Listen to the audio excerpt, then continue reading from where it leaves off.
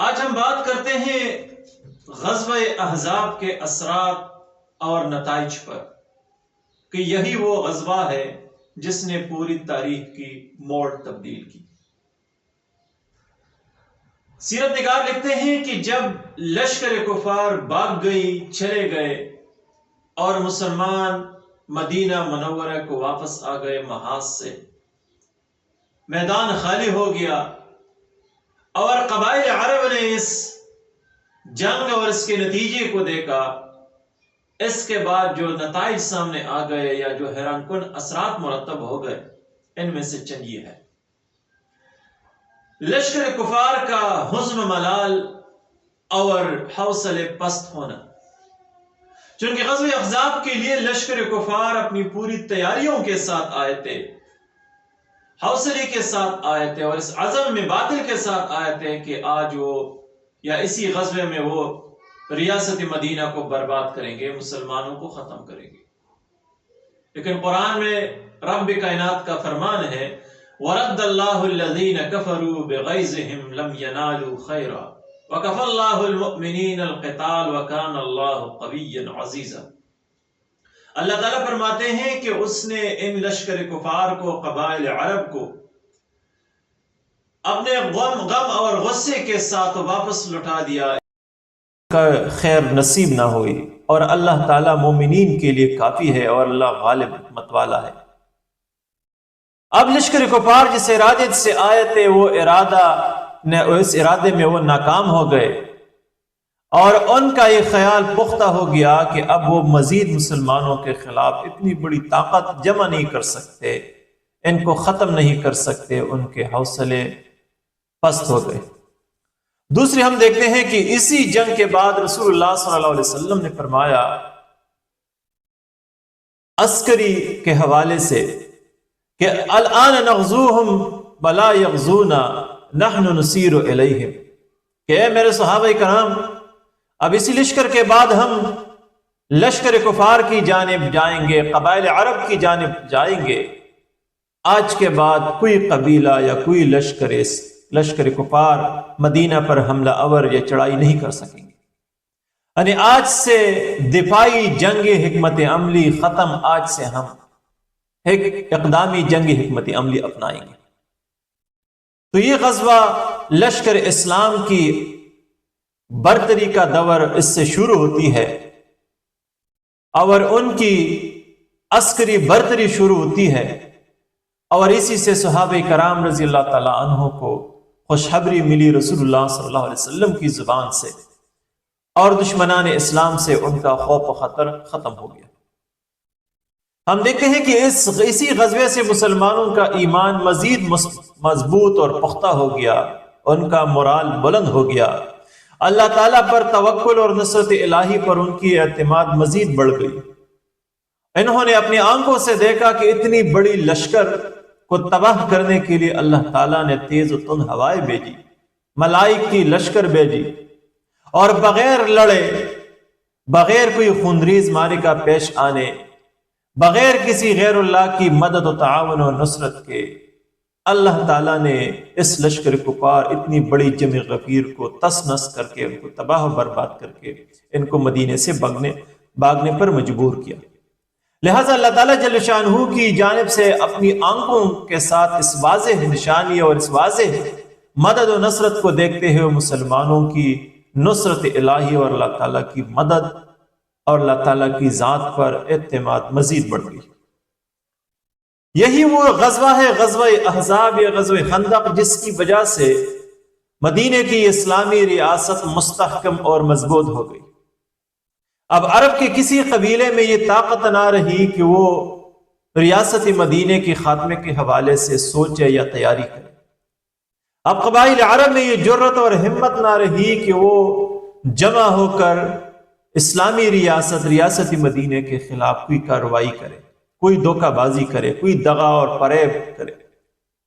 لہٰذا اس غزوہ احزاب کے بعد اسلامی ریاست مزید مضبوط اور مستحکم ہو گئی، اور ان کو ایک شناخت مل گئی۔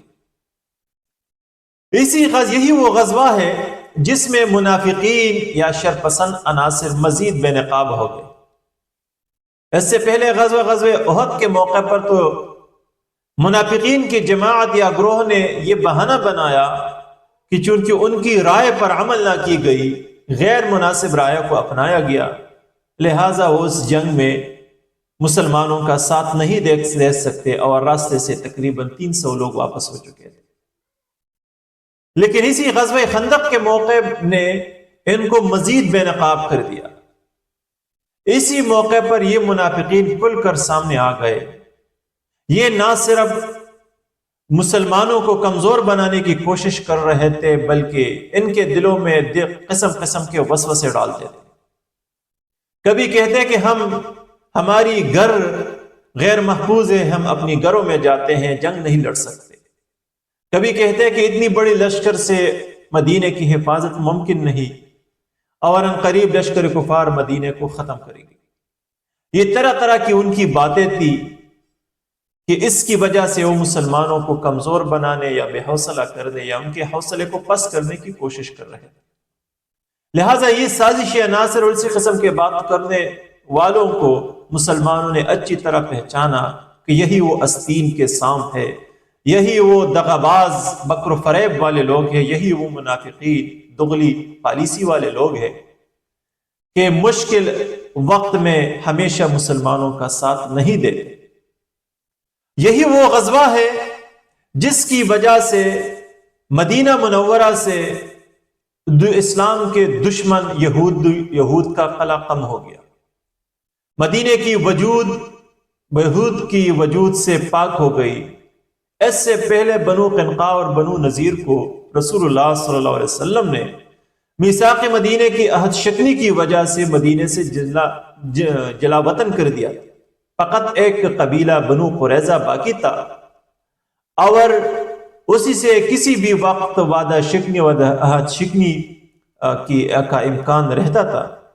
غزوہ احزاب کے موقع پر جب اسی بنو قریظہ نے عہد شکنی کی تو رسول اللہ صلی اللہ علیہ وسلم نے ان کے خلاف کارروائی کی، اور اسی کے نتیجے میں مدینے کی وجود یہود سے پاک ہو گئی، بنو قریظہ سے پاک ہو گئی۔ لہذا دشمنان اسلام سے مدینے کی وجود کی پاکی میں اس غزوہ خندق نے بڑا کردار ادا کیا۔ اسی غزوہ خندق نے عالم اسلام پر، مسلمانوں پر اور تا قیامت یہ بات واضح کر دی کہ جنگ میں بہترین کام، بہترین فائدہ مند چیز وہ حکمت عملی ہے۔ فقط طاقت سے آپ دشمن کو شکست نہیں دے سکتے، فقط طاقت اور قوت کے بل بوتے پر آپ اپنی حفاظت نہیں کر سکتے، آپ کا پلہ بھاری نہیں ہو سکتا۔ اس کے لیے ایک بہترین حکمت عملی کی ضرورت ہے۔ جتنا آپ کی حکمت عملی مضبوط ہوگی، معمولی سی نقصان کے بدلے میں آپ بڑے سے بڑے دشمن کو گھٹنے ٹیکنے پر مجبور کر سکتے ہیں۔ ہم دیکھتے ہیں کہ غزوہ خندق کے موقع پر رسول اللہ صلی اللہ علیہ وسلم نے ایک جنگی چال کو چلاتے ہوئے لشکر کفار کا راستہ خندق کے ذریعے سے روکا، ان کو منع کر دیا۔ جب لشکر کفار میں یہ طاقت اور صلاحیت اور قوت نہ رہی کہ وہ اس راستے کو عبور کر سکے، اس اپنے راستے میں حائل اس خندق کو عبور کر سکے، اس رکاوٹ کو ختم کر سکے، جس کی وجہ سے وہ جنگ احزاب میں ناکام ہو گئے۔ یعنی ان کی ناکامی میں یہ خندق راستے کی رکاوٹ ایک بڑی سبب تھی، جس نے عالم اسلام پر یہ بات واضح کر دی کہ اس کی کامیابی میں ایک بڑی چیز، ایک بڑی سبب یہ ہو سکتی ہے کہ وہ دشمن کا راستہ روکے، رکاوٹ پیدا کرے۔ مثال کے طور پہ ہم دیکھتے ہیں کہ ابھی حال ہی میں دنیا کی سپر طاقت امریکہ یا اسرائیل کو اگر ایران گھٹنوں کے بل ٹیکنے پر، جھکنے پر مجبور کر سکا یا دنیا کو اپنے سامنے زیر کر سکا تو وہ فقط راستے کی بندش تھی۔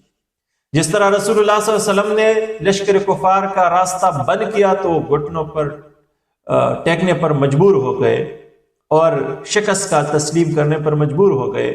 یہی ابنائے ہرمز جب ایران نے بند کی، لشکر کفار کا راستہ روک دیا، ان کی گزرگاہ بند کر دی، تو بالآخر وہ اپنی بڑی طاقت اور قوت کے باوجود سر تسلیم یا جھکنے پر مجبور ہو گئے۔ تو لہٰذا اس غزوے نے مسلمانوں پر یہ بات ثابت کر دی کہ دشمن کو شکست دینے کے لیے ضروری ہے کہ آپ ان کے شہرگ یا بڑے سے بڑے راستے کو بند کریں۔ یہی وہ غزوہ ہے جس نے آئندہ کی فتوحات کے لیے مسلمانوں کے لیے راستے کھول دیے۔ اسی غزوے کے بعد لشکر اسلام اٹھا اور قبائل عرب پر ان کے حملے شروع ہو گئے، اور بڑی بڑی فتوحات کے نتیجے میں عرب کے ایک بڑے حصے پر مسلمان فتح کرنے میں کامیاب ہو۔ اسی غزوے کے بعد غزوہ خیبر آیا، جس نے یہود کی گڑھ کو ختم کر دی اور خیبر کو فتح کیا۔ اسی غزوے کے بعد فتح مکہ وقوع پذیر ہوا، اور اس مکہ کے فتح کے بعد عرب کے مرکز پر مسلمانوں کا اور اسلام کا غلبہ ہو گیا، اور اسی غزوے کے بعد پھر قبائل عرب اسلام کی جانب مائل ہو گئے۔ یعنی بڑی بڑی فتوحات اسی غزوے کے بعد سامنے آئی۔ یہی وہ غزوہ ہے جس نے قبائل عرب پر اور دنیا پر اسلام کی بالادستی اور برتری اور اس ریاست کی وجود ثابت کر دی۔ یعنی بین الاقوام میں یا قبائل عرب میں سیاسی طور پر مسلمانوں کی پہچان یا اسلامی ریاست کی پہچان یا مضبوطی اسی غزوہ خندق کے نتیجے میں ہوئی تھی، کہ اسی غزوہ خندق کے نتیجے میں کے بعد ہی قبائل عرب پر مسلمانوں کی حقانیت اور ان کی وجود ثابت ہو گئی، ان کی طاقت اور قوت اور استحکام ثابت ہو گئی۔ اور اسی غزوے کے بعد نہ صرف مسلمانوں نے قبائل عرب کو فتح کیا، بلکہ اس وقت کی بین الاقوام قیصر روم سے بھی ٹکر لینے کے لیے غزوہ تبوک پیش آئی۔ یعنی اور اسی طرح خطوط کے ذریعے سے رسول اللہ صلی اللہ علیہ وسلم نے اس دور کے بڑے بڑے بادشاہوں کو خطوط اور اپنا پیغام پہنچایا، اسلام کا پیغام پہنچایا۔